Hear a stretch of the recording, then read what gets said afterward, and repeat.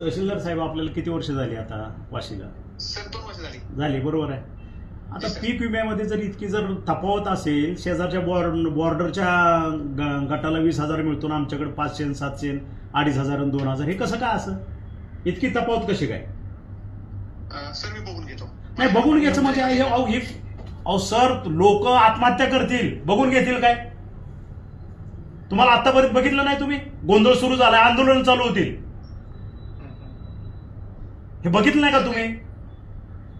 Sir हा विषय म्हणजे मागच्याच आठवड्यात माझ्याकडे आला. अहो मग आठवड्यात मागं आला, मग तुम्ही काय केलं? म्हणजे ह्याचा अर्थ सेन्सिटिव्ह नाही तुम्ही या बाबतीत. नाही सर, मी हा? लक्ष घालतो. लोकांचे संसार जळायला लागले ना, असं काय करता तुम्ही? हे प्रकरण तुमच्या समोर यायच्या अगोदर पटकन तुम्ही त्याच्यावरती रिॲक्ट होणं गरजेचं आहे. काय चुका झाल्या काय त्यांना बोलून घ्या, इन्शुरन्सवाले. Yes sir. आणि बघतो करतो माहित नाही विषय, असं कसं चालतं होतं तहसीलदार साहेब? मी पर्सनली लक्ष घालतो सर. पर्सनल लक्ष घालावाला 2 दिवसात त्याचा रिपोर्ट पाहिजे.